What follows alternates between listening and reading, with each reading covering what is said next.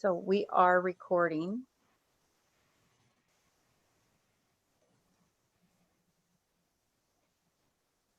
All right, so officially, welcome. I am Susan Shuster, and this is Soulful Sunday.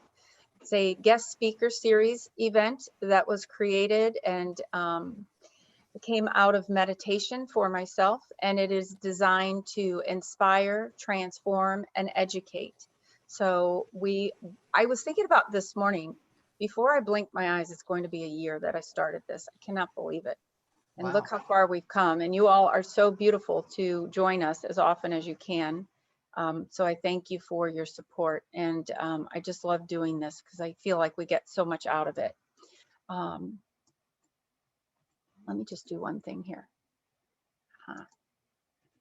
So our guest speaker today is none other than Michele Burghardt.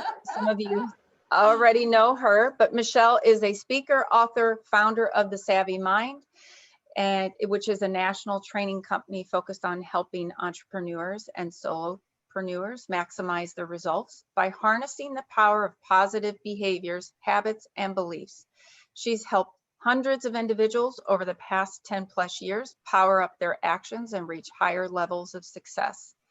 And Michele has developed many different systems, I'm sure, but the breakthrough success system, is a unique process that utilizes the science of success and provides a step-by-step framework to help her clients break through personal barriers so they can do more, be more, and have more success, happiness, and abundance. Michele is a coach certified in hypnotherapy and NLP and delivers her coaching programs in a personalized one-on-one format along with self-study materials. The combination of information plus transformation is the secret sauce, which helps her clients achieve their most powerful top-level results. Welcome, Michele. Well, thanks. Gosh. And today, Michele is going to be helping us as we happily get rid of 2020 and we look forward to 2021 on how to achieve our goals quicker and faster in 2021. Welcome. Thank you. I don't know about anybody else, but I am ready for this year to be over. And you know what's so funny is it came so fast. Yeah. Look at this. I can't stand this little thing here. Hold on a minute. I'm going to try to not green screen here because for some reason it's weird. I don't know how to do it now. Virtual background. I'm going to turn that off. So at least you won't have me disappearing on you. You'll just have a green screen, which is better than half of my shoulder disappearing. So I have to figure that out. So I'm excited to talk about this because, before you know it, it's going to be New Year's and it's going to be time for New Year's resolutions. How many of you guys set New Year's resolutions? Show of hands. Couple, two, well, that's a fair amount. Unfortunately, what happens is only about 7% of people actually keep them, I think that's the hard part, of course, is keeping them. And when I was looking, kind of thinking about how I would approach this, I think if you understand part of what's going on, I think it makes it easier for you to pause and readjust as you go through it. So, okay, so show of hands, how many people actually set goals? I mean, any kind of goal. How many people are goal setters? Okay. Do you write them down? Okay, keep your hand up if you write them down. That's impressive. Okay, good. So I think that's the interesting part, is that I get overwhelmed. I don't know if anybody else does, but when I look at what I want to accomplish for next year, it's like, yeah, I would love to lose weight and I'd love to be, start going back to church, and I'd like to meet a fun guy, and I'd like my business to move up to the next level. And of course, I just want to be this perfect person. Is that what you guys think too? And I just get overwhelmed by it all, because it's like, well, if I'm focusing on all of that, how do I get anywhere, for one thing? So I kind of went looking for how can I do this in a way that actually works and keeps me from losing my mind and having myself get so frustrated and overwhelmed that I just give it all up, which kind of led me to understanding. And I wanted to share with you a little bit about motivation. And if you could understand a little bit about motivation and understand a little bit about willpower, then it kind of like sets the stage for us to talk about how do we set goals effectively so that we can actually reach them. Because I don't want to just set a goal and just have it on the billboard, put it on my billboard, because then I just get depressed because that's like, oh damn, it's one more thing I didn't do today. Or pressure. Yeah, I know, it's crazy. So I wanted to talk about motivation. Kind of comes in two flavors, for lack of a better term. People are either motivated to move towards something, like I love getting good grades, so I'm going to study. Okay, so that's a towards motivation. Or I'm going to get yelled at if I don't clean my room, which is an away motivation.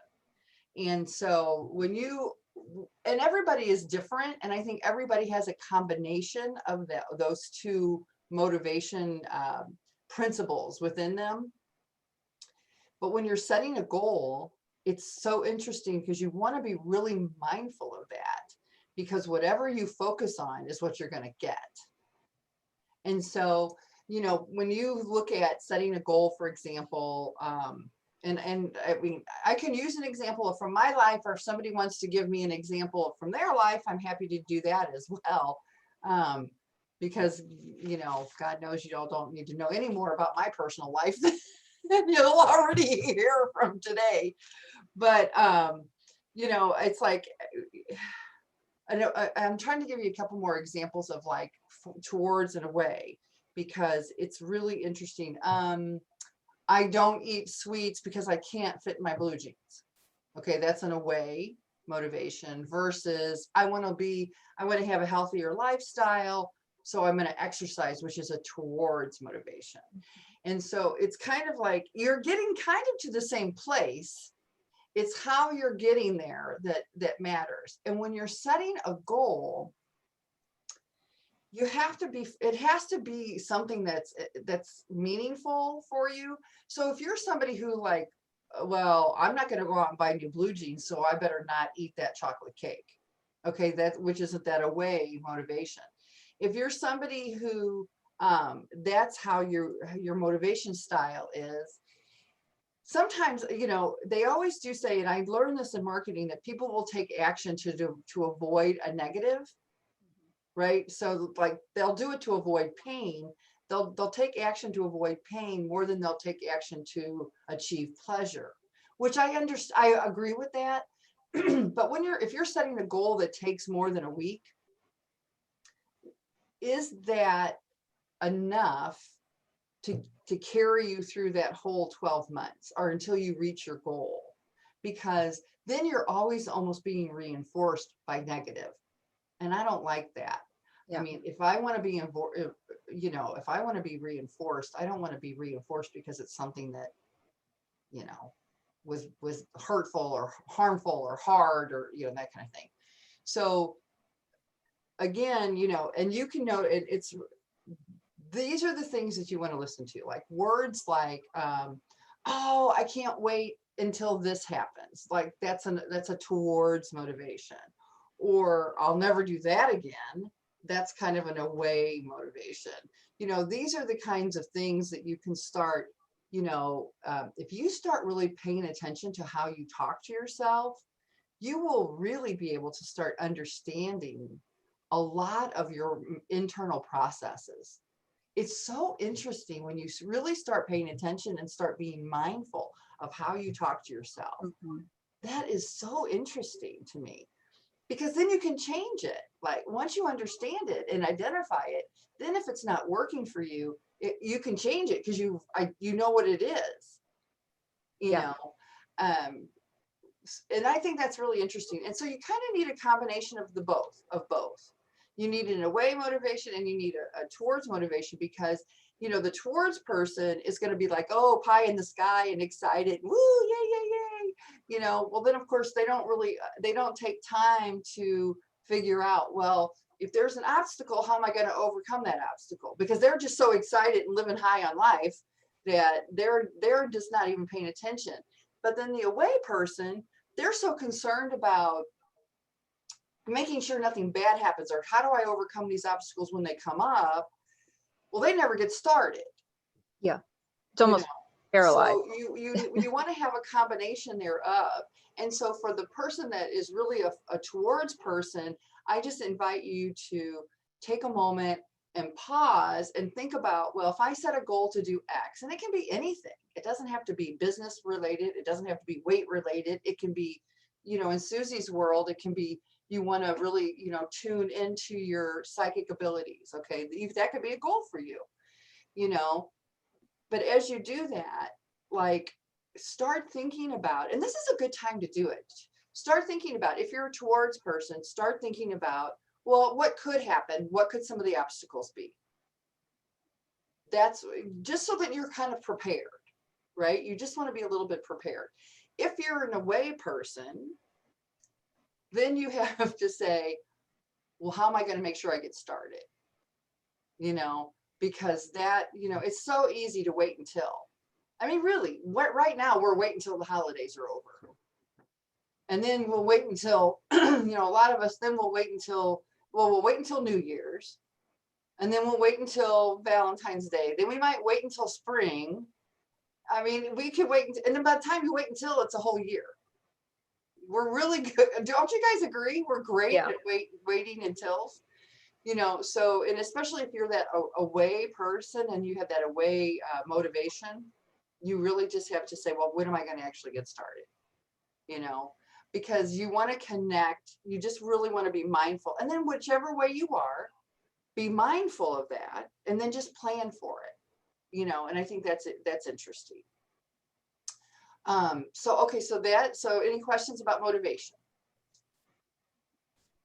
I think that was really helpful, Michele. I mean, I like how you broke down the two types, away and towards people, because right now I can identify just people that I know that right away, when you started talking about the away, Right. no pun intended, but right away I was like, oh, okay, that's that person, one of their own obstacles in achieving their goals is Right. really have this away thinking.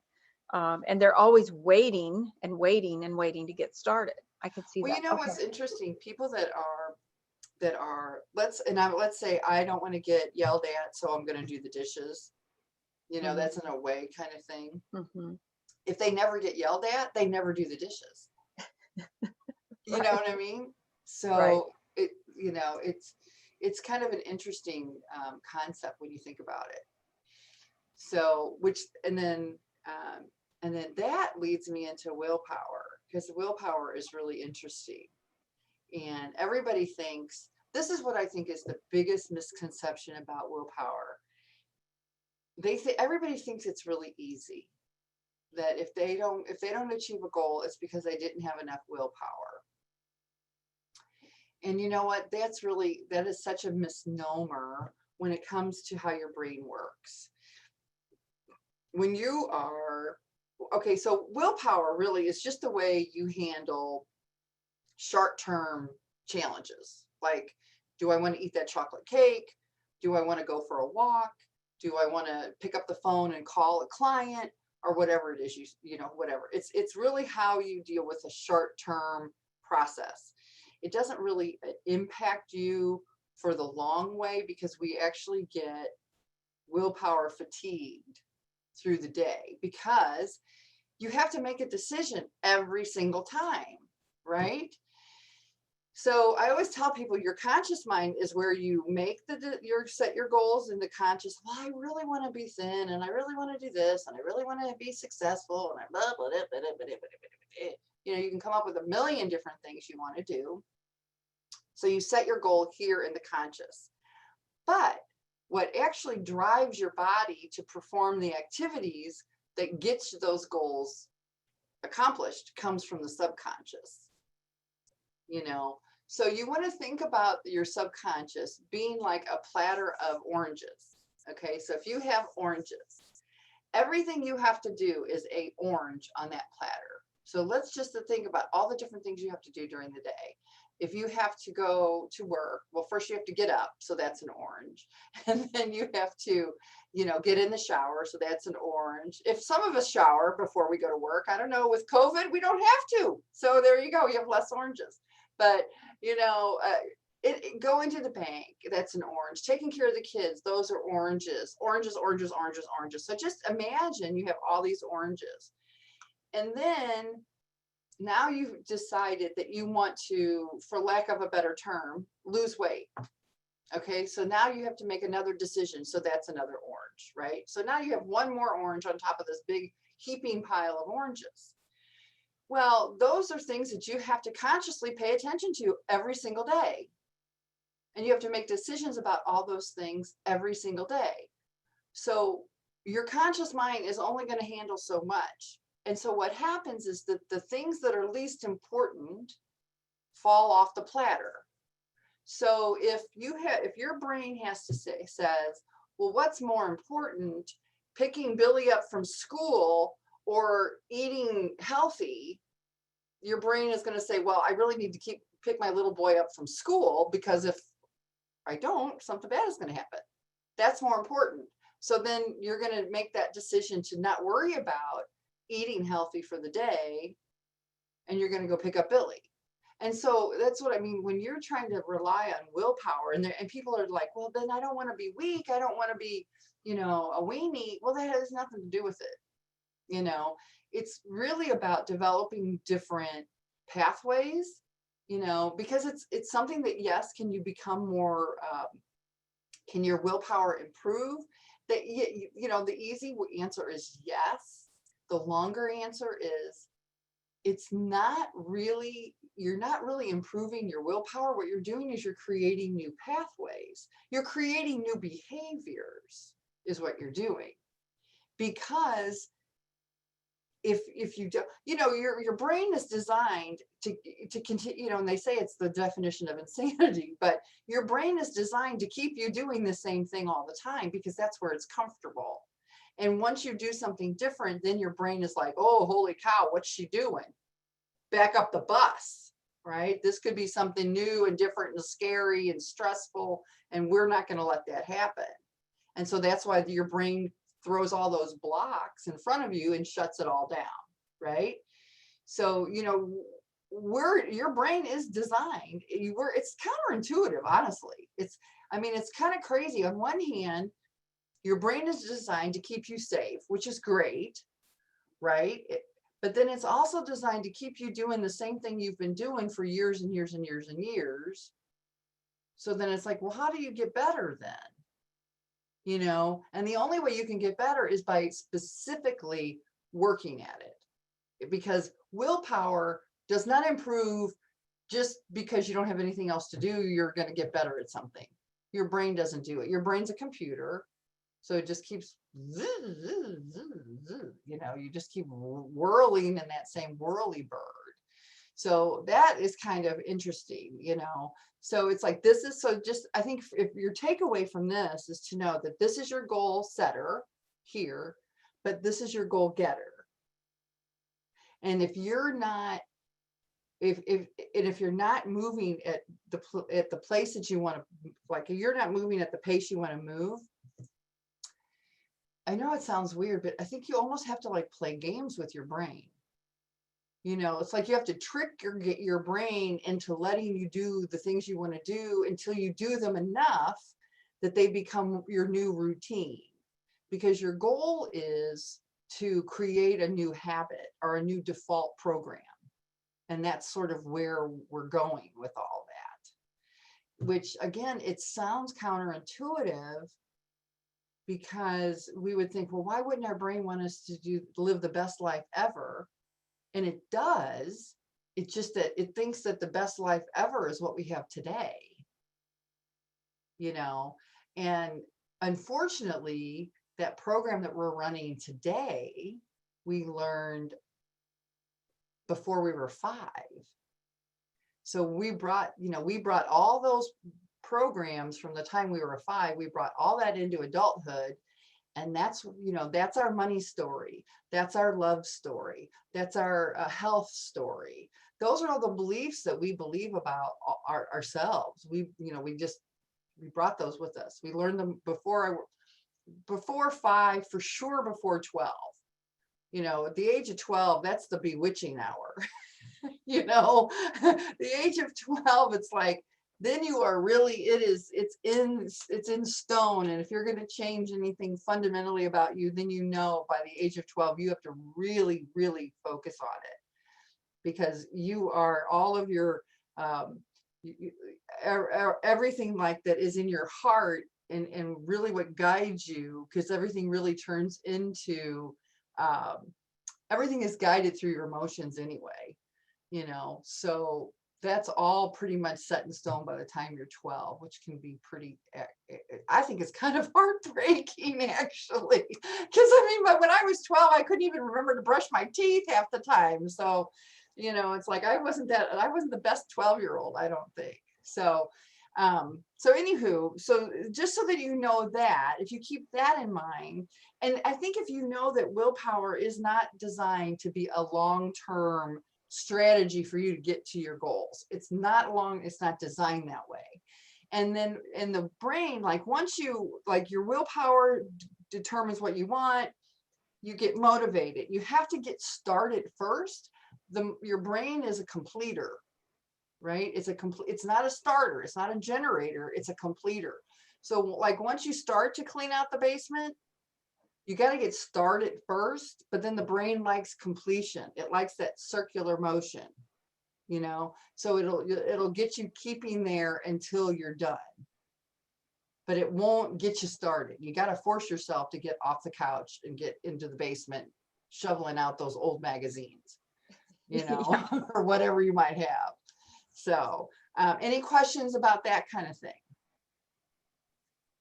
You guys are so quiet today. Because it's so interesting. You think? I hope so. Yeah, no, I mean that sincerely. It's just, Soulful Sunday, we talk so much from areas of our heart space, metaphysical. We've had you on before. It's beautiful to see the science of how everything works, which you and I have talked about, how we often talk about the same thing, just use different labels. So again, it's still connected spiritually too. Right, it is. Build. Well, and what I think is really interesting is that, and I kind of touched on that, Susie, earlier, your goals have to have meaning. Yes. So it has to really be resonate. So this is kind of a diversion, but I'm going to talk about this because I think it's really interesting and it means something to me. You've got your conscious mind, which is your everyday mind. And Billy, I saw your question and I'll answer that in just a second. But you've got your conscious mind is your everyday mind, right? This is how you get to work and go to the doctor and pay bills, that kind of thing. Then your subconscious mind is the part of your brain that runs your body, right? And it houses your emotions, and it's your long-term memory. It's all that. Then once things start here, they move here. Once it becomes like automatic, you learn something, it becomes really automatic, it becomes rote, it becomes irrelevant. Then it moves to what I call here, which is your heart, this is what they call your superconscious. It's kind of like your archives.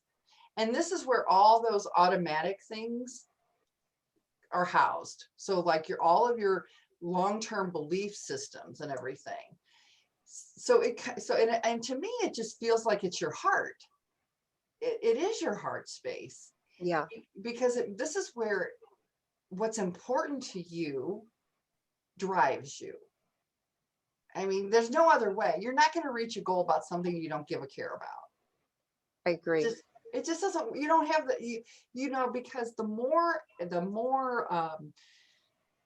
emotion you have, the more you've got the secret sauce to get you over the bumpy bits. Yeah, you're invested. You are invested, and you're invested. You're willing to take like those little objections and those knocks along the way. But if you don't really care about it, it's like, yeah, if I reach that goal, I reach that goal. No really big deal. then it's like if an objection comes up, you're going to be like, who cares? Right.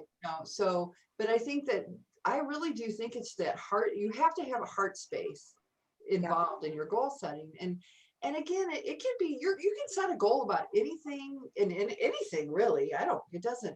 This is your world. So, and all of us can set different goals. You can set a goal, you want to make your bed every day. I mean, it doesn't matter. Who cares? If it's important to you, then it's important. That's the bottom line. If it's important to you, it's important. Yeah. And chances are more likely it'll happen.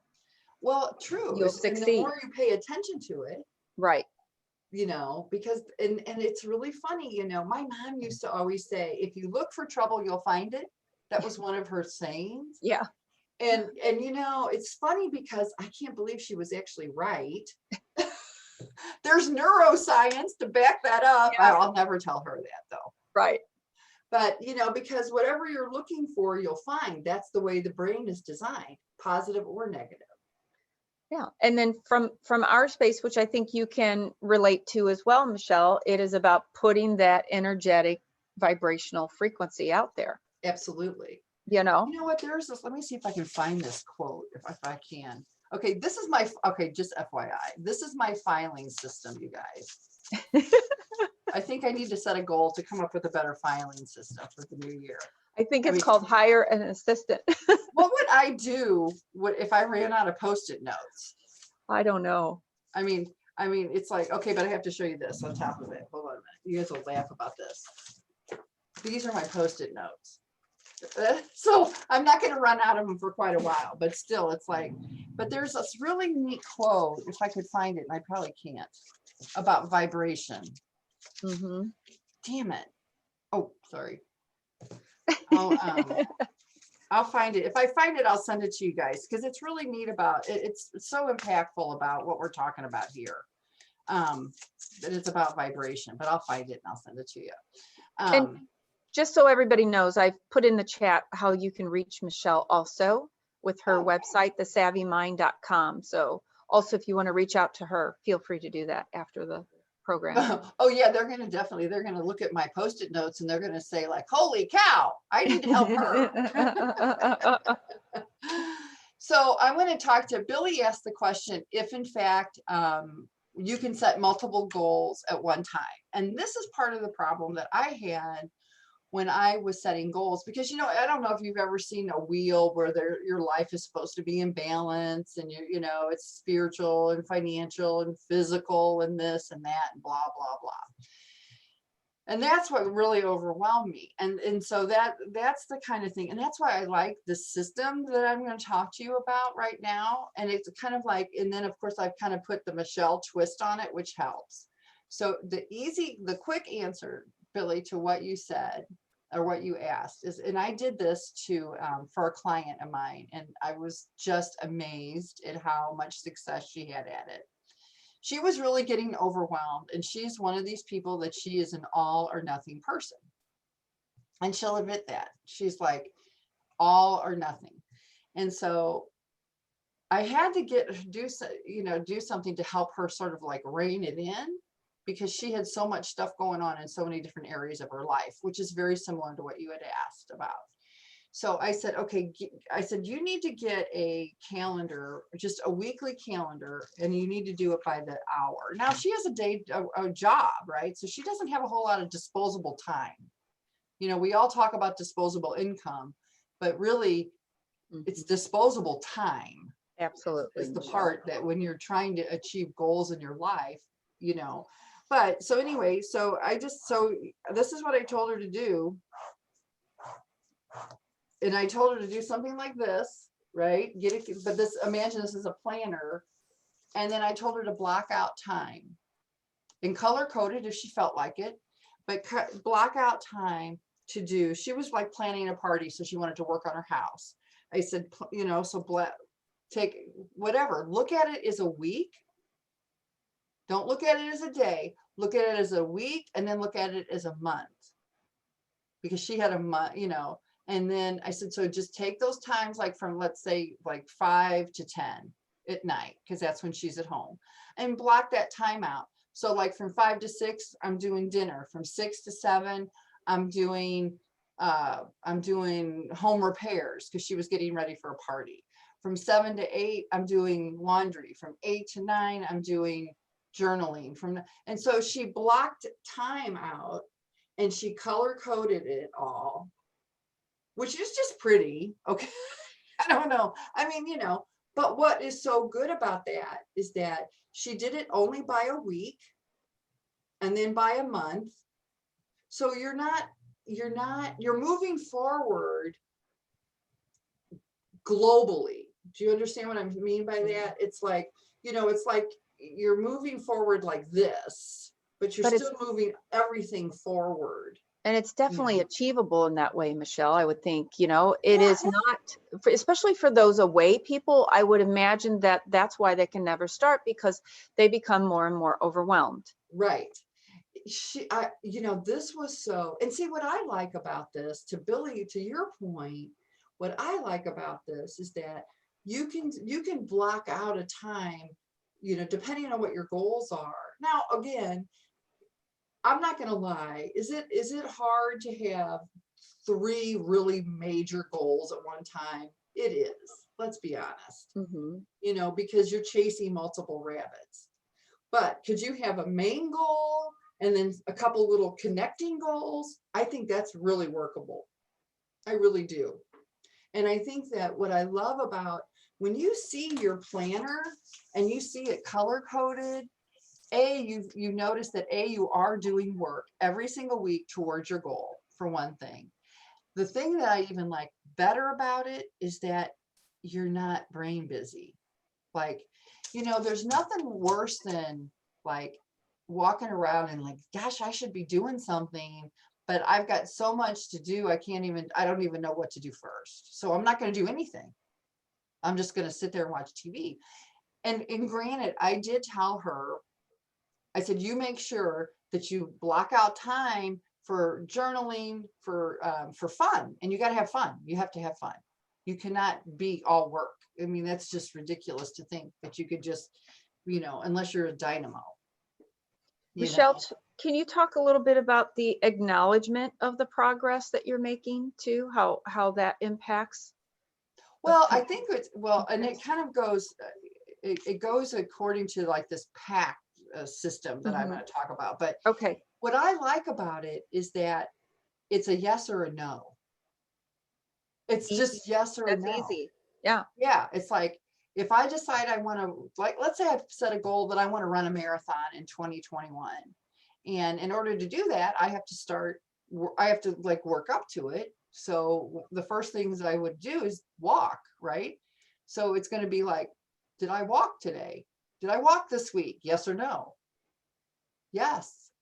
No. Yeah, So, I mean, and so imagine how cool it is too, once you do this, and I'm sure you can visualize this is colored blocks here.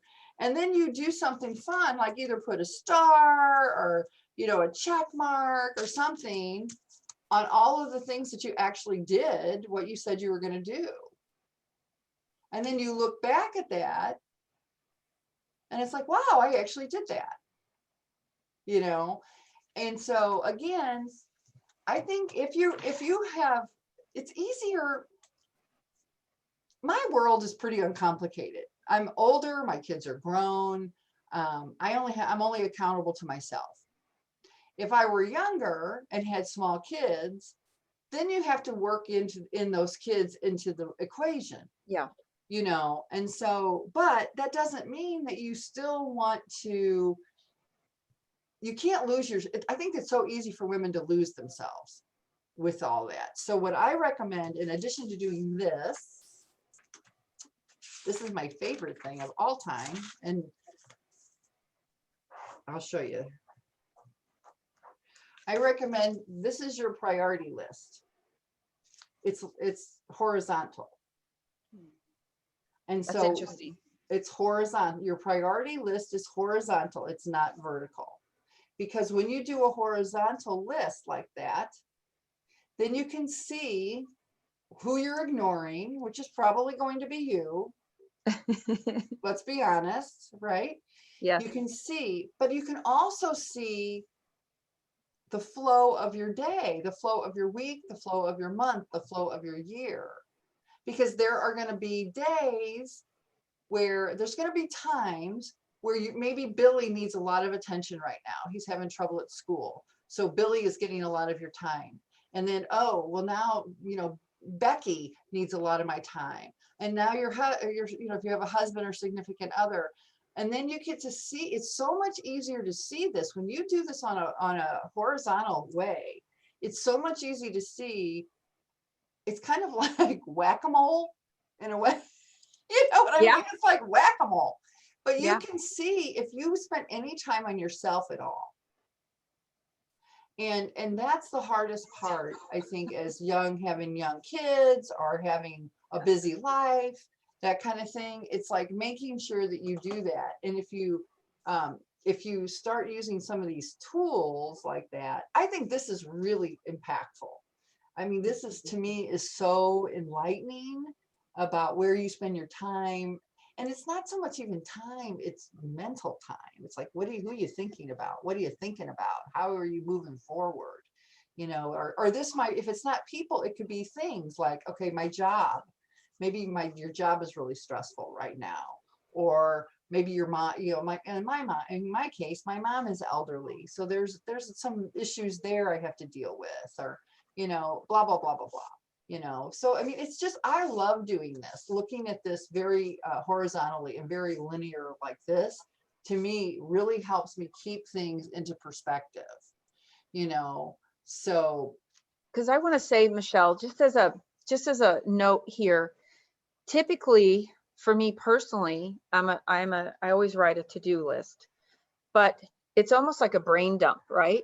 Because I don't want to be spinning my brain and using all my energy constantly thinking about that, because I know that leads to me feeling overwhelmed. So instead, if I'm able to sit down and write a list, but it is vertical, but then I feel like, oh, what's the most thing pressing to me? I'll start to write that out. But after I review that list, for me, sometimes I'm like, oh, but really number 9 is just as important as number 1. And then, you start that loop, right? So I love this idea about this vertical approach versus a horizontal approach, or excuse me, vice versa. I just said that the wrong way. I really love that idea. I like that again, and I hate, because it sounds negative and I mean it lovingly, but I mean, I just visualize that whack-a-mole. I got that done. Boom. Oh, I got that done. Oh, I got that done. It's like, I visualize that whack-a-mole. And then, but I think it's so good, because then it's like, if in fact, then you look at this over the course of a week or a month or, 3 months or 6 months, I think you can see who got a lot of your time, who got none of your time. And it just kind of allows you to do it. So, and Ellen is asking about vibrations. And I want to talk about that real quick. Supported by astrology, okay, let's talk about vibrations first. I am not a spiritual kind of person like you guys are. I mean, I am, but I'm not. We've had this discussion before, but for all intents purposes, I'm much more neuroscience based. However, and the way I talk about vibrations is, if you're in a good mood, you have higher vibration. It's pretty simple, right? If you're doing something positive, you have a higher vibration. If you're doing something for someone, you have you're feeling better. So it's not so much about your vibrations, it's about whether or not you're feeling good. If you're feeling good, your vibration is higher. The higher your vibration is, and I wish I could find that darn quote, but you're only going to attract something of equal vibration. If your vibration level is here, you're not going to be able to attract something that has a vibrational level here. If you're feeling and you're trying to close $1 million deal, your brain and your body and your heart are just so out of sync, that's just probably not going to happen. So that's what I mean by, that's how I address vibration. Okay. As far as I think about it, is like what you put out into the world, how you feel, and it kind of oozes out of you, when you're feeling positive and loving and happy. It just kind of like oozes out of you. And that to me is that's how I talk about vibration. You know, I'm not one, I don't know anymore to say that. About as far as talking about astrology and numerology, I think it's fine, honestly, if you want to use it. But you know what, again, don't use your numerology and astrology to guide your goal setting, because it has to be something you really want. So just because your number said it should do, or your numerology or your astrology or your horoscope said you should do something, don't forget, you're going to have to be the person to do the work to make that happen. So make sure you're connected to your heart with whatever your goal is. Because again, it's easy to be like motivated for a day or a week. But if you set big, beautiful, bodacious goals, you know, like something really big for the course, like that's going to take more than a day or week or a month, you know, you're going to have life happens. So you need to be connected to this really your heart space needs to be connected to get through all those bumps in the road, you know. Let's see, want to achieve, can't seem to stay on track. Okay, yeah. Problem is I squiggle. I like that. Start one thing, jump into another, nothing gets completed. Well, that's like the shiny squirrel syndrome. Karen, you can go ahead and know, unmute yourself if you need to. You know, what I think is funny about the shiny squirrel syndrome is that's exactly the squirrel. That's exactly what my husband calls it. yeah, I know. It's funny. And you know, that's something that you can do, but you have to be, I would say that could be a goal. And that would almost be kind of a fun goal to set, to be honest. To remain focused. So yeah, that you stay focused on one thing. That's something that you could really be mindful of. If you did some research on being mindful and how to be mindful, that could, Karen, that would really help you, because when you're mindful, it's like you really start focusing down on one thing at a time. You start looking at it from different perspectives. You start, you know, so I would recommend to you to do some research on how to be more mindful. Just Google mindfulness. That's all you have to do. I mean, there's a ton of it out there, you know, but yeah, I think shiny squirrel syndrome is, it's almost kind of like, what do they call it? The fear of missing out. Like it's like you want, you know, oh, I want this, oh, I want that, or I want this, I want, you know, blah, blah, blah, blah, blah. So it's like, you know, and then you get Then you miss it all. Yeah, then you get nowhere. Yeah, I get that. So, I mean, you really have to really focus then on being more mindful. Thank you. Yeah, yeah. Let's see. Things feel less important to me. Wait, to the more important ones. Wait, what is this? Things fall less important to the more, oh yeah, that's true, more important. So yeah, well, see, the interesting thing though too is that you need to be flexible, right? Because again, you're going to notice that as you go through, like, let's say you set a goal to win a marathon, to run a marathon. Well, if you won, that'd be even better. But like you're going to run a marathon and you've never done it before, and then one of your kids gets sick. Okay, that's going to shift your whole paradigm. So, you know, and again, the interesting thing is that even in that scenario, because those are two emotionally charged issues, one would almost help the other. If in fact you can keep yourself working towards your goal, just that physical activity is going to release your stress and help you deal with the other. So in a way, just be flexible enough to recognize that and not give up totally on everything, because again, that one thing is going to help you deal with the other. And just be flexible. You know, you got to be fluid. So what I was saying is like, you know, you have multiple goals, because earlier when I said that, that's what came to me. I mean, that instantly, intuitively came into my head. It was like, that's the answer. And what happens is like, I have multiple goals. Like, oh, I want to lose weight. I need to get back to the gym. I want to work on my meditation. And then like, it depends on what is important at the time, that the other ones just fall behind, and then you forget and you're like, well, I'll get back to those, as soon as this happened. Well, and you know what I think is it would really work well is if you really sat down and said, okay, like, I want to define my life. And I don't mean like, macro, like, what is it that I want in life? Do I want to be healthy? I want to be vibrant. I want to be, what is it?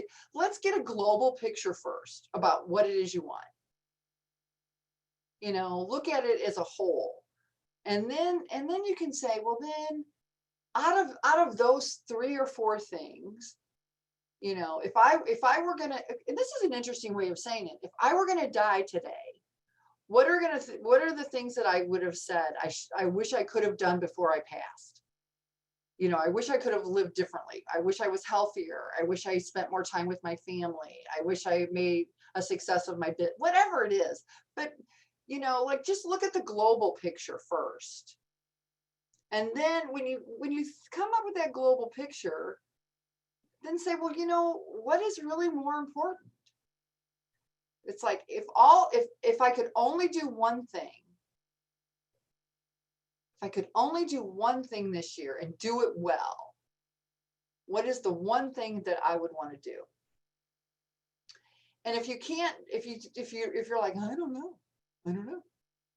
And I'm just being really honest with y'all, because it's like, I don't know. Sometimes it's like, I don't know. I want to do, if it's Monday, I'm all excited about this, but then Tuesday, then I'm excited about this. So, it's hard to tell sometimes. So, but your body never lies. So do muscle testing. Have you guys ever done that? Where you've done muscle testing? It's so fun.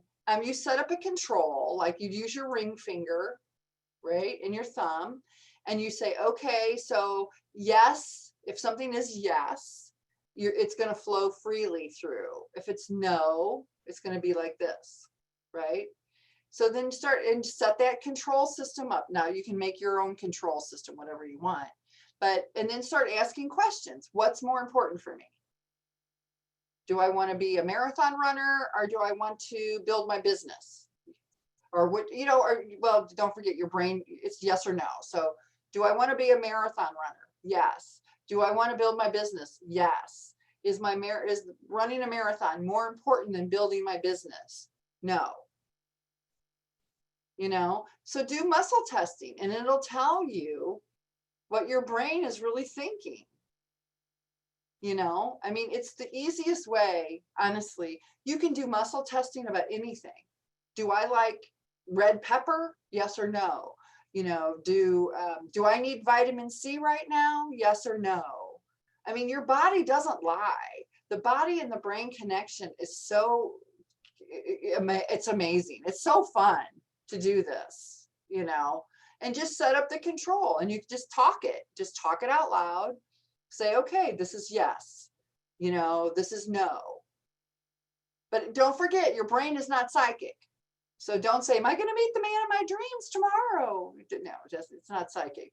I had that same, it was so funny. It's kind of like using a pendulum in a way, but I have a client of mine that every time I use a pendulum with her, it's like, no, it's not your brain. It's not psychic. You can't use it for psychic. You can only use it for yes or no answers. But, that is a great way of saying really what's the most important to you. And then the other, like, it's like the one thing is it's like, if there's one thing that you really want to focus on, and then that's like your goal, then the other things are maybe a wish or a want. Or I call them a wouldn't it be nice? That's what I call them. Wouldn't it be nice? It's like, my focus is going to be on this marathon, but wouldn't it be nice if I spent more time with my family? Or wouldn't it be nice if my business grew, or whatever? That's what I call it. I call it a wouldn't it be nice if,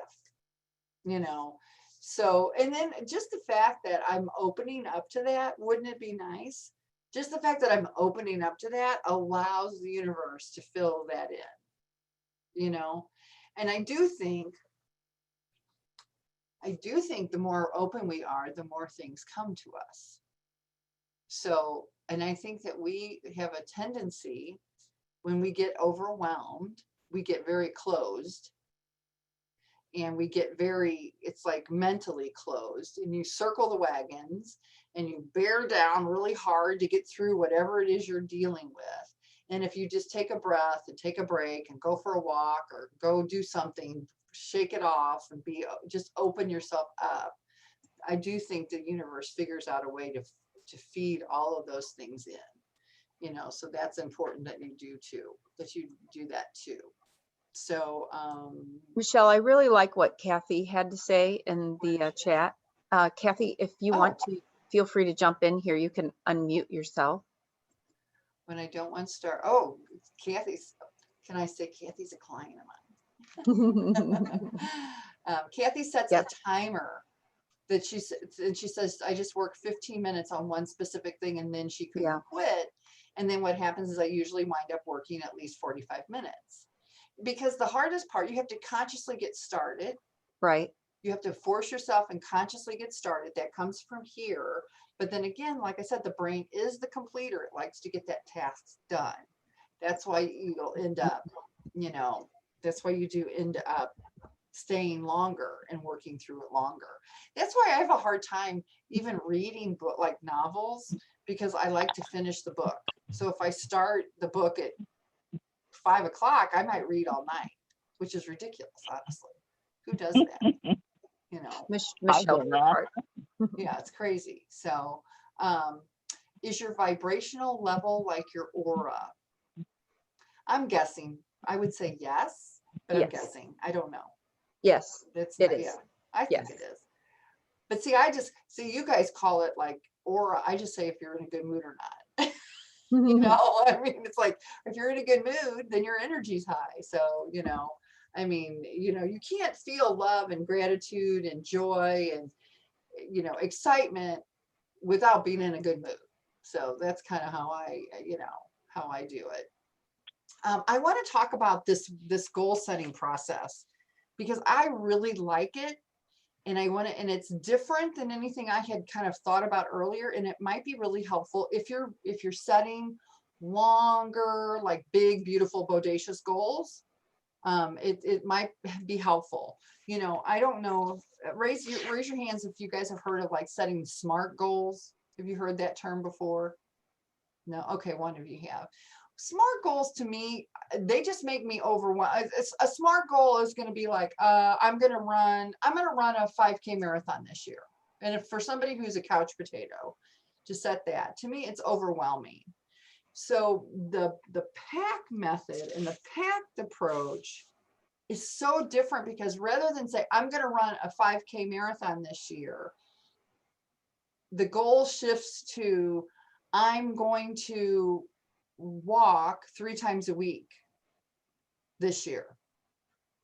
And so it like, to your point, Susie, it kind of makes it more chunkable. Yeah. The whole process is more chunkable, and that's what I really like about it. And that's what I just think is so really cool about this. So what I wanted to talk about, and we kind of set, it's called PACT. So PACT. The first thing is, we kind of talked about it. It has to be purposeful. And what that means is that it has to be it has to be from your heart space, right? It has to be connected to your emotions, whatever goal you set for whatever reason.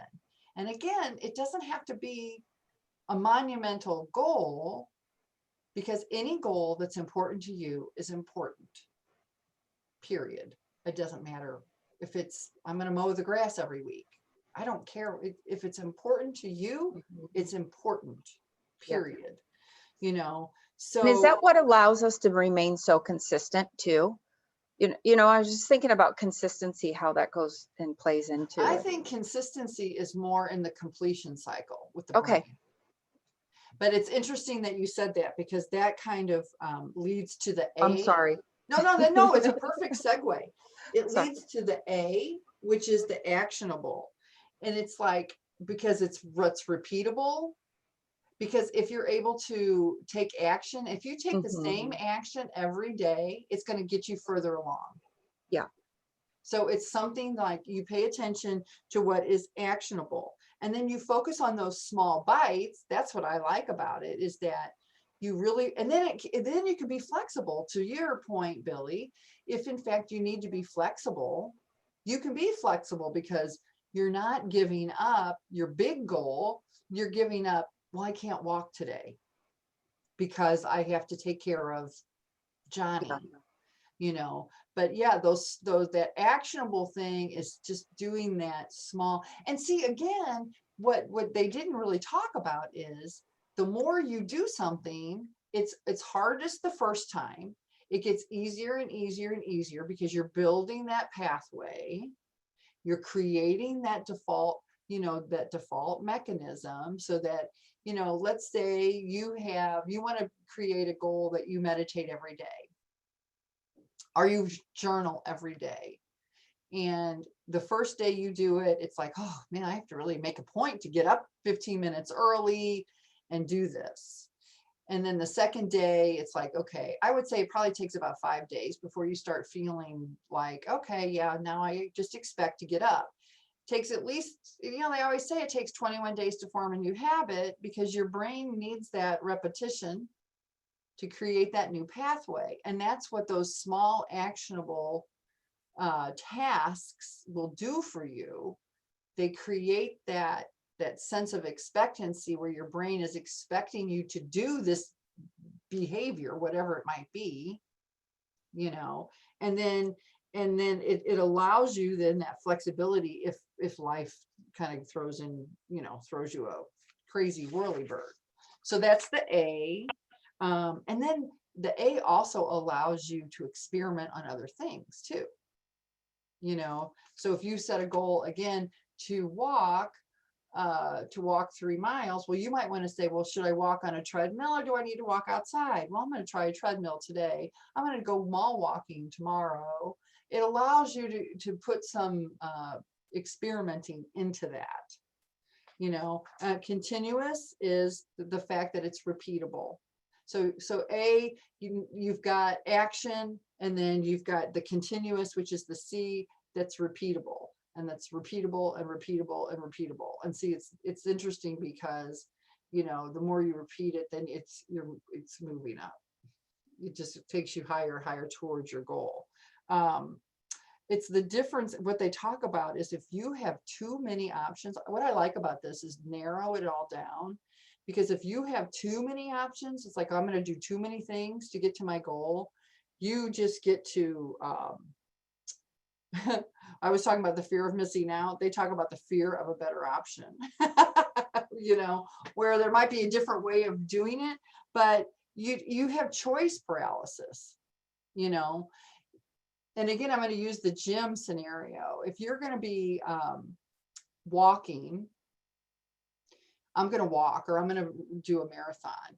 It's pretty easy. You know, you need to put your shoes on, put your tennis shoes on, walk outside, and put one foot in front of the other. It's really easy.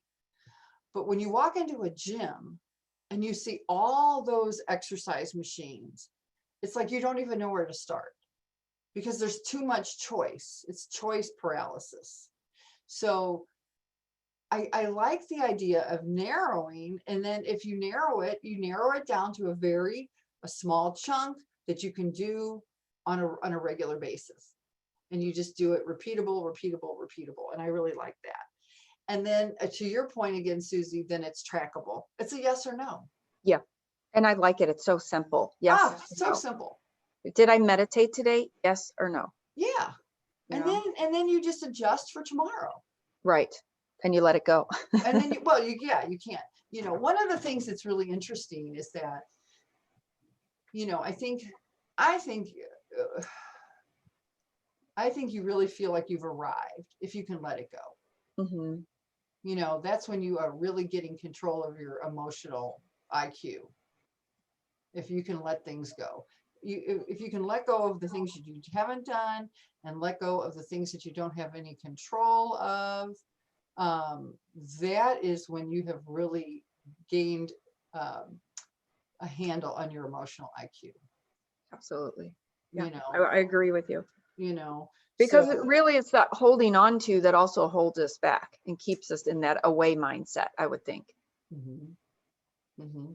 And then the other thing that I wanted to talk about, since we've got some time, is just how you start thinking about it. If you, I had a conversation with a client yesterday, and she sent me a message through LinkedIn, I need you. So I was like, kind of panicky, because I was like, oh my God, what happened? Something happened. I just knew it wasn't positive. And so it was about her job and blah, blah, blah. So we got into this discussion, and she said, well, this is what I do, and this is how I behave, and I don't do this, and I do this. And I said, just because you did this yesterday does not mean you have to do this today. So I really want to invite you all to start listening to how you talk to yourselves, because words like always and never and those are just those are absolutes. Mhm. And you don't have to always do anything. You can, and that was such an interesting thing for her. And it was like, she's like, well, no, she said, if I work for somebody, I work for somebody. And she doesn't like her job, and she's deciding if she needs to change jobs. And I was like, well, she said, but I said, well, you could always send resumes out while you're working. No, I never do that. When I work for the guy, I work for them. And I was like, okay, so your choices are to quit that job and not have an income, Mhm. or look for a job while you're employed. What can you afford to do? Making To progress. me, it was pretty simple. It was a pretty simple decision. But I said, just because you did it yesterday, and you were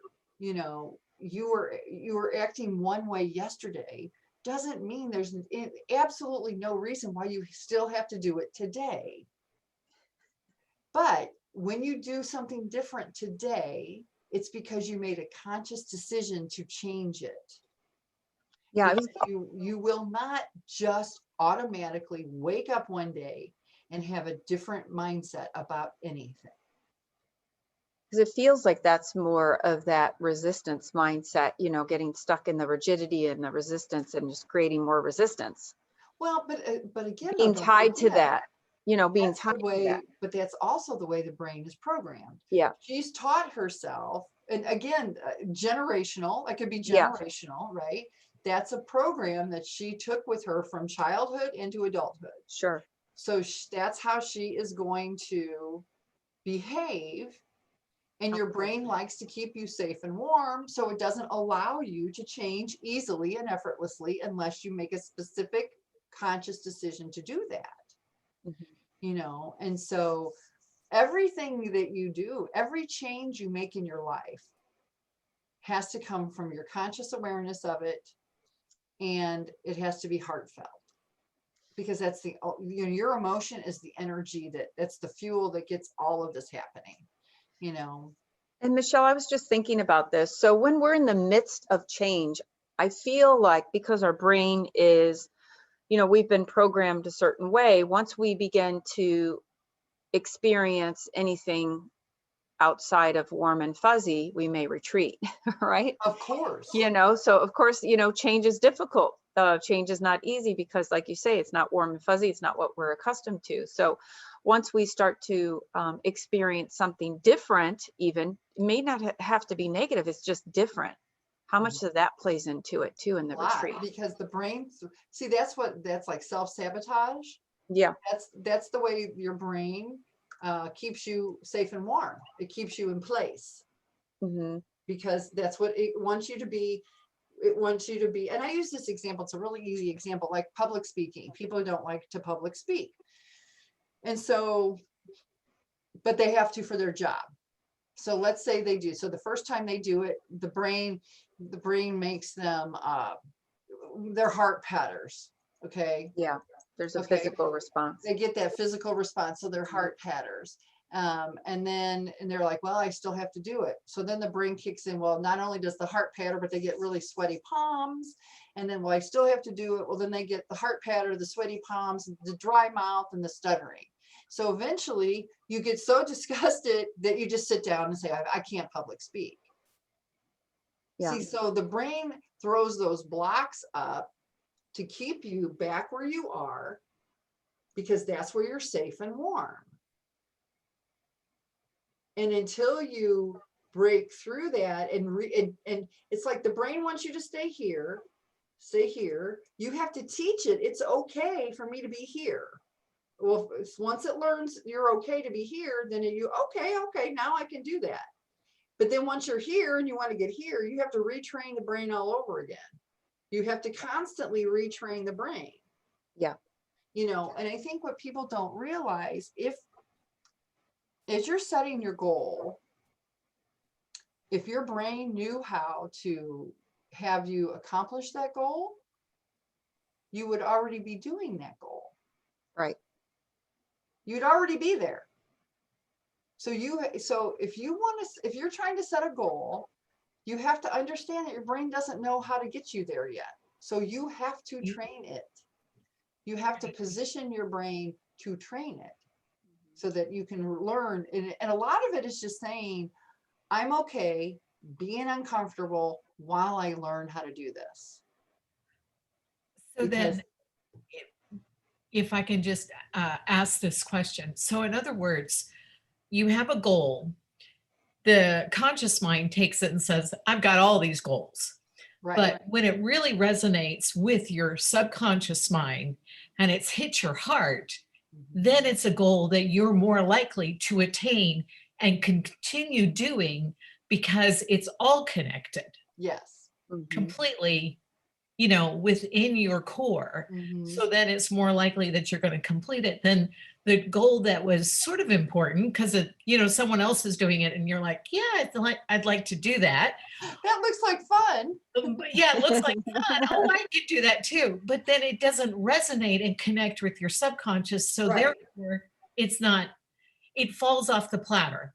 It's That's an what orange. I call a wouldn't it be nice if.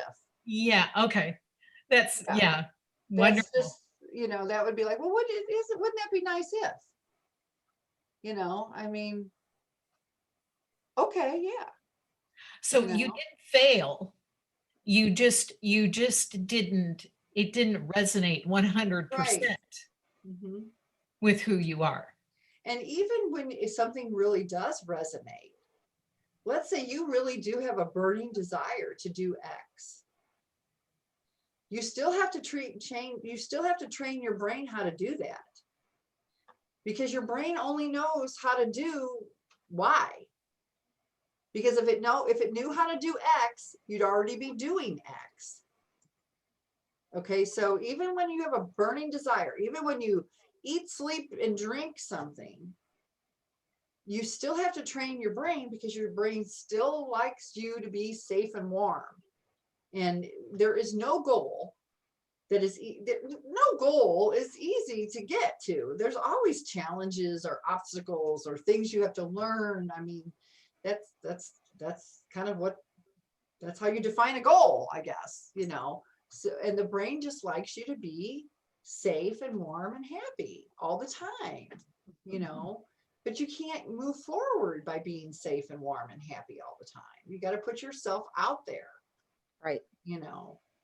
To get sweaty, nervous, heart palpitations. So you're alive. Stressed out, your brain takes over, you're frozen, paralyzed. Exactly. But honestly, Michele, when you went through that whole scenario, step by step, I said, that's no different than connecting with spirit. No. And it's certainly no different than last week's graduation class for my intuition class when I surprised them with sitters for the class. Yeah. I mean, and Susie, what we do is I think what we do is so closely related. Yes, absolutely. It's just a different way of talking about it, and I think that, but I like though, and from a spiritual thing, I don't know, like, I think like tools like this kind of stuff are great from a very practical standpoint.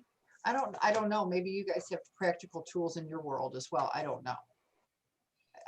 Cards, I guess, tarot cards. I don't know, but I just think that there's so much of a crossover between, people don't think about that. And I don't know Right. if you and I were not friends, I don't know that I would have thought about that either. Mm-hmm. you Yeah, know? Billy says it feels like manifesting. Yeah. Well, and manifesting is kind of that's something that is connected to your vibration though, because you're not going to be able to Mhm. manifest here if your vibration is here. If Correct. you're in a crappy mood, you're not going to Correct. be able to manifest something really special. Yeah. Or if your heart's not connected to it, you're not going to manifest it. And I Absolutely. tell you what's the easiest way. If you were in, and this is kind of going to, where is she? Ellen, being emotionally depleted. It is There- really, yeah. There's Ellen. It is really hard. I was just having a conversation with somebody and I said, I think it is, there's a pandemic, fatigue going on, and I understand that for sure.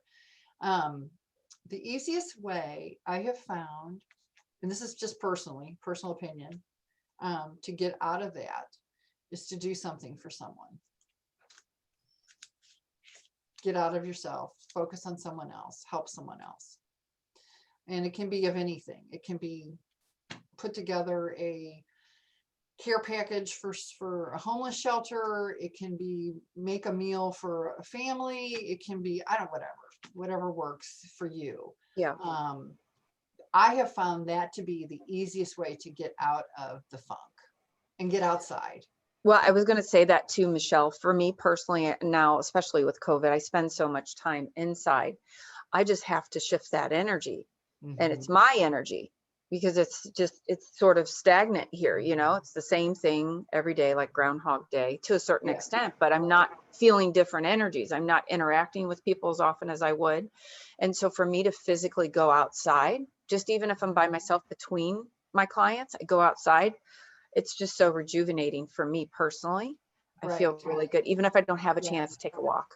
The other thing too, I might want to say is that I would do some sage. I would get some sage in there, burn some sage, clear out all that stagnant air. Yeah. Do that. And the other thing is, now you can't really do it now because it's cold, but taking your shoes off and walking barefoot and connecting to the actual earth is supposed to be really good for energy. Yeah.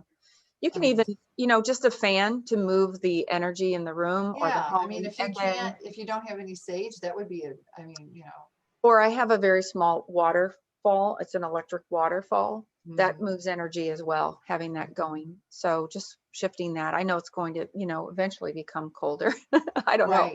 I don't know. I mean, we've had almost 70-degree weather in December, but just even that cool, crisp air, sometimes jumping outside, and for me in between clients is just so rejuvenating, changes my energy. I'm able to let go of one session and have, be completely open and refreshed for the next. And I do think that, and Ellen, you're saying that your goals are attainable. You just can't get the motor running. And I do think you almost need a shift. You just absolutely need a shift of your paradigm. So if you do something, it might even take a couple days, more than just one time. Like, let's say you take a whole week and don't do anything towards your goal, but you focus on something totally not related, because you almost need to give your brain time to rest. Your brain needs time to rest. Anytime you're feeling extremely overwhelmed, your brain needs time to rest. And so sometimes I'll tell people to turn off all electronics and and if you can, go someplace that's quiet and just be. If you could do that for 30 minutes a day for a week, it'd be incredible what you would come up with, but sometimes you just need to shift just all of that. You just need to purge it, and sometimes that helps. And I don't want to forget this, although, obviously check with your physician, but just moving your body, physically moving your body, whether you're just doing some gentle stretching for yoga, there's opportunities. I mean, it's amazing what you can do. Or if, again, walking around the block just once, or halfway down the street just once and come back, just move your body. It changes the energy. It Well, and really it does gives you shift. new air too. Yes, Like you're breathing that absolutely. outdoor air. Because sometimes I just think that when you're inside so much, it's all that inside air. Stagnant. Yeah. So Michelle, Eleanor asked a while back, she said, I've been working with a fitness coach, and if I miss a workout, she tells me to work the missed workout into the following week. I find it overwhelming and get frustrated. Oh, I'm That's sorry. what, I that's what, forget that we're on, like, this is like for real. I feel like we're just having a girl talk. I wouldn't worry about that. I would tell her no. See, you know what? She's your coach. She works for you. Say no. Just say Yeah, no. I am. It's I just, mean, that's what, why would you do something? Why would you put yourself in a position if we don't have, that's something that's totally controllable. If you, I mean, don't get overwhelmed. That alleviates the whole point of what you're doing. yeah, it's frustrating and just, it's opposite of motivating, I would say. I would So, think yeah. so too, because then you're always feeling like you're playing catch up. Yeah, like you're failing at something. Yeah. What you might want to, does she want you to work out every day? Is that how the Um, system is? it's pretty much every day. So, but there's like Mondays I work almost from morning to night, so I can't get a workout in. So I already have to kind of double up on one day. So it's crazy, but also, yeah, I think for myself and not even not including her, there are days when I just don't want to eat what I'm supposed to eat, or I just don't Sure. want to work out. And I, like on Friday, I came home and I just didn't want to do it. So I mentally told myself, I'm not going to do it, and I'm not going to feel bad about not doing it. So So that let's helped do me. this, Eleanor. How would it feel? How would it feel for you to decide what would be your minimum? Like I'm the minimum I'm going to work out each week is X, Hmm. and then anything else is gravy. Yeah. And so, what is your minimum so that that, and then anything else is gravy. And Yeah, I maybe think that's that would perfect. be, maybe that would help, because I don't think personally, again, you have to be flexible. When you're talking about like this PACT, it's just the process of setting a goal. You have to be flexible. If you're working a 12 or 15-hour day, who wants to come home and then exercise? Yeah, definitely. I mean, So, that doesn't even sound like fun, yeah. When you guys were talking about goal setting, and you were talking about just before this was one thing I find for myself that I like to draw, but I find like I don't have time to draw. If I create that space in my home, a place where I could sit down and it's nice, I could have my cup of tea and I could draw. I have all my supplies right there and it's clean. yeah. That's really motivating for me. So it's even something like that. And journaling, just having the same thing, having a nice pen and creating that space, to come to that place for yourself. And I think that's your thing you do for yourself. Mhm. Yeah, but having that space physically in your house that you have to create it for yourself is very motivating. Well, and I think it's nice, frankly, I think it's really nice that you do something for yourself. Because as women, we are so, that's why I went to this horizontal, because at the vertical end, I mean, I was always so low on that totem pole that I never got my needs met. Yeah. So that's why I think it's great if you actually do take the time and make the time for yourself. So congratulations. And don't forget to celebrate too your successes. We didn't even talk about that. With working out, you should be celebrating every single time you work out. Every single time you do something that it takes you closer to your goal, you need to celebrate that big, because there's a whole lot of people out there that are not doing what they want to do towards their goal, and you are doing what you wanted to do. So celebrate your success for sure. And I think if you use like a calendar and you block that might even help, you to notice just how good you're doing. Yeah, I think that calendar part that you did was great. And I am that visual person, and I do like checking things off that I Well, that's finished. good. Yeah, even blocking out the hours of the day, I think that's Well, fantastic. it was helpful for me because I was just really brain busy. Yeah. So it was helpful for me when I started doing it. It wasn't my idea. I don't know where I got it from, but I know it really worked for my client. She was like, she made me feel like I was the smartest person in the whole wide world for recommending that. And I was like, okay, but I mean, so it was really helpful for her. So hopefully it'll work for you as well. Yeah, I'm sure it will. I just gotta, again, create the space to have to make my calendars and But everything. and you're doing that every day. You're getting closer and further and celebrating and doing all those really positive things. And again, even just one thing, just one thing, any one thing you do that is better than yesterday is a celebration. Yeah. Thank you. My pleasure. It was so fun. Thank you, Eleanor. Thank you, Michele. Our time is nearing here as we count down the last few moments. Michele, what are the top reminders from today's discussion in a nutshell? If you could just I kind of think give us a quick the top overview. reminder is you have to make a conscious decision that you want to change. It has to be something really that you care about. Be flexible. Put it in, remember that it's small bites that you can repeat every time, so it'll just take you closer to your goal. And then celebrate your success. And write it down, because you want to see it. We're all, most of us are visual, 90% of us are visual. So write it down because that makes a difference. But I think those are probably the big things. And if it feels good, do it. If it doesn't feel good, then it's not a good goal for you. Right. Yeah. And I think that's so important because I think a lot of us feel obligated at times to do things that we don't want to do.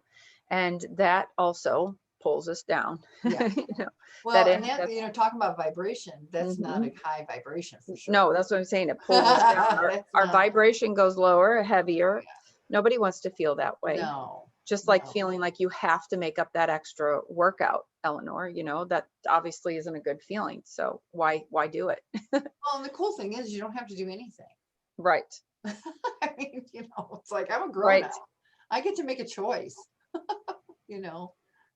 I mean, so does anybody have any quick questions that I didn't? I mean, I hope it was interesting and informative? And absolutely, Michele. I think so. Michele, any questions? I have put in the chat your link. Oh, okay.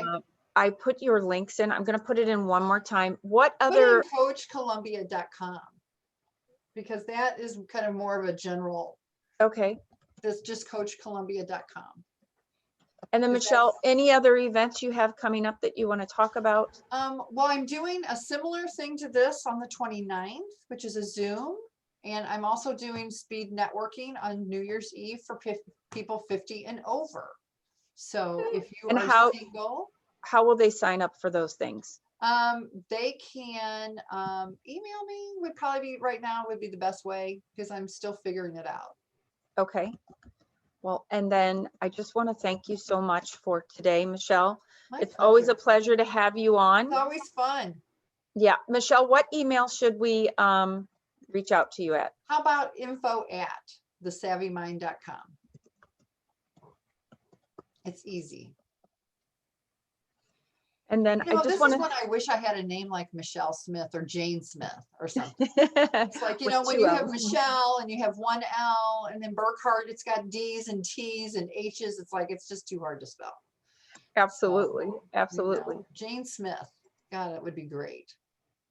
Well, and I just want to remind everybody in the group, I know we had a small group here. We had other people catch this on YouTube. But if you're interested in continuing to work on developing your psychic and or intuitive abilities, for me personally, I have the Psychic Circle, which is a developmental practice circle session that comes up beginning January 4th on Mondays, 6:30 to 7:30 p.m. Central Standard Time. It is very, very affordable.